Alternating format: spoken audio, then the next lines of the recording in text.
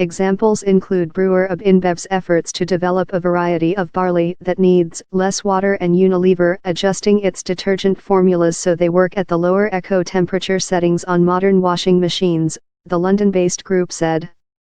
We were surprised how much these companies were aligning themselves with changes in consumer preferences, said Carol Ferguson, the report's lead author. Such purchases help companies bolster their green credentials at a time when they are beginning to feel the heat of climate activism.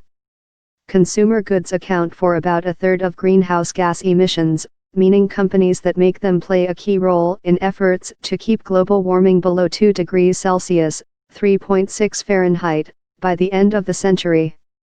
But manufacturers like Nestle, Coca-Cola and Procter & Gamble also face growing scrutiny from investors who want to know what business risks they face from climate change before deciding whether to buy their stock, Ferguson said.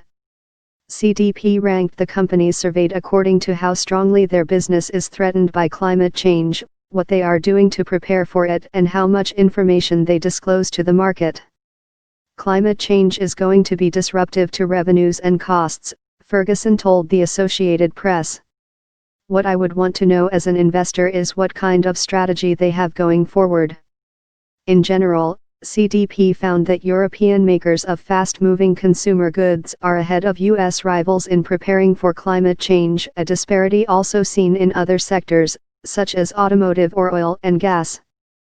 France's Danone came first in the food and drinks sector, while Kraft Heinz came last out of 9. Similarly, Paris-based cosmetics company L'Oréal ranked second in the household and personal care sector, against New York-based rival Estée Lauder, which came last out of 7.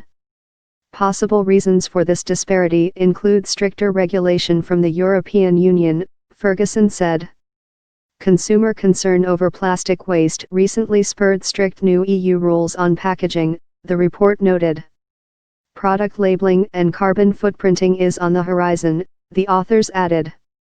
CDP, which was once described as the most powerful green NGO you've never heard of by Harvard Business Review, isn't alone in suggesting it's time for companies to publish data on climate risks. Influential Business Weekly The Economist recently proposed that voluntary climate-related guidelines for listed companies drawn up by the Financial Stability Board, an international body that monitors global financial system, should be made mandatory. Follow Frank Jordans on Twitter at